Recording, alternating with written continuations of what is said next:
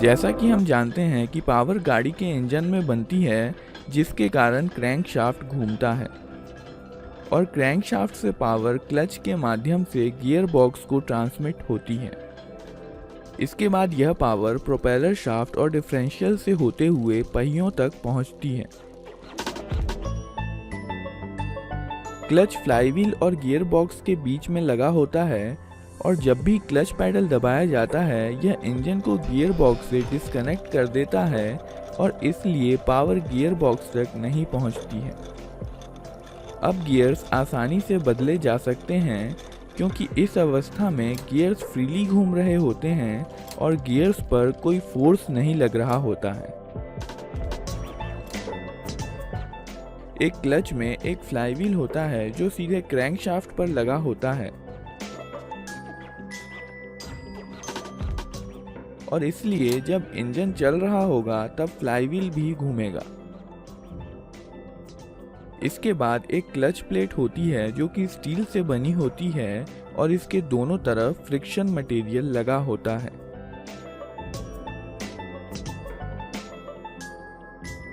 Clutch plate एक स्प्लाइंट shaft पर लगी होती है और यह शाफ्ट पर आगे पीछे मूव कर सकती है।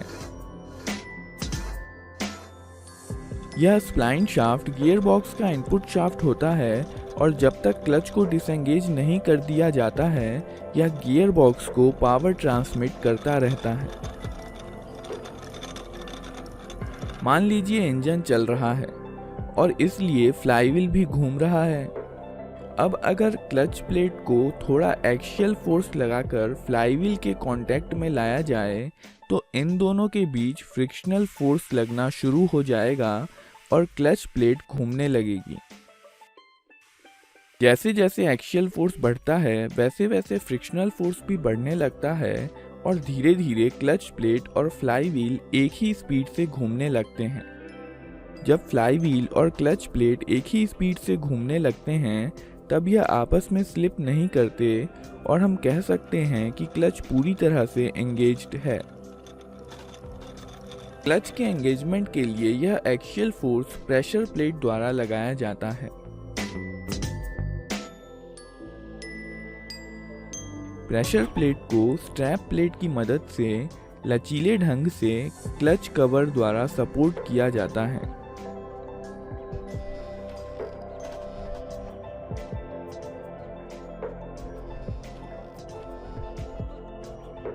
प्रेशर प्लेट पीछे की तरफ से रिट्रैक्टर क्लिप की मदद से डायफ्राम स्प्रिंग के बाहरी किनारों से जुड़ी होती है।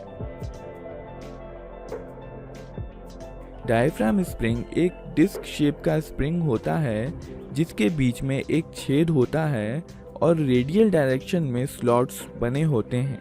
डायफ्राम स्प्रिंग का मोशन इसके दोनों तरफ लगे दो वायर रिंग्स के द्वारा फिक्स किया जाता है। यह वायर रिंग्स स्प्रिंग के बाहरी किनारे से थोड़ी ही दूरी पर लगे होते हैं और एक फलक्रम की तरह काम करते हैं। इसलिए जब स्प्रिंग के सेंटर में एक्सियल फोर्स लगाया जाता है तो इसके बाहरी किनारे विपरीत दिशा में चले जाते हैं और जब फोर्स हटा दिया जाता है तो स्प्रिंग वापस पहले वाली स्थिति में चला जाता है।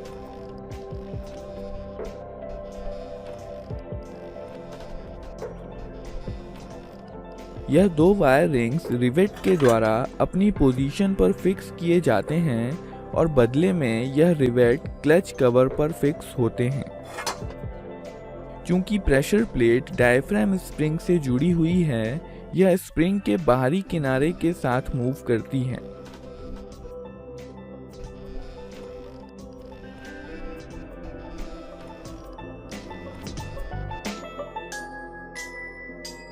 इस प्रेशर प्लेट, डायफ्राम स्प्रिंग और कवर की असेंबली को प्रेशर प्लेट असेंबली कहते हैं और ये फ्लाईव्हील से बोल्ट्स के द्वारा जुड़ी होती है।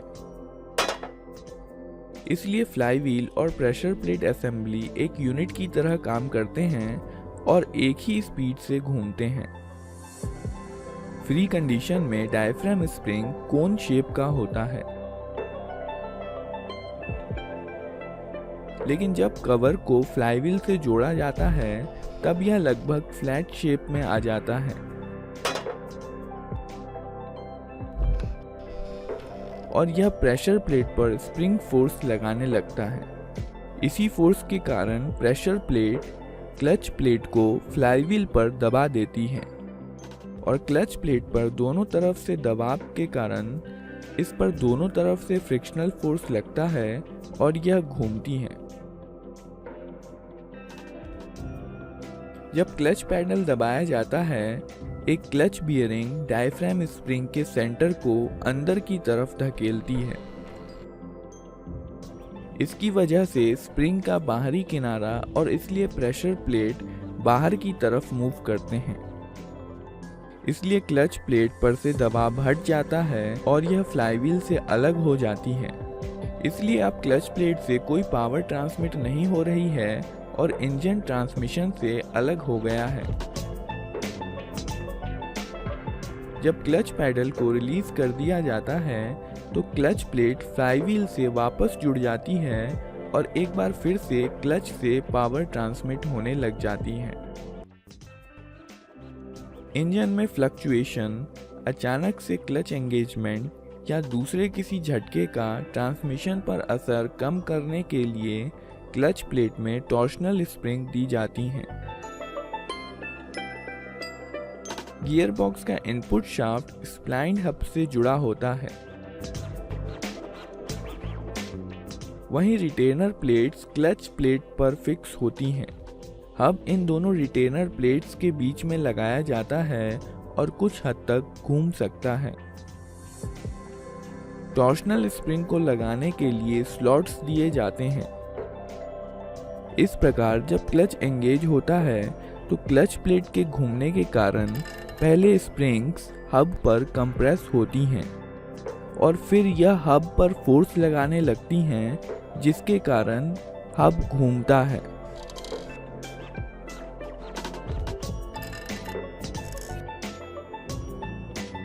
और इस प्रकार पावर स्मूथली गियर बॉक्स को ट्रांसफर हो जाती है।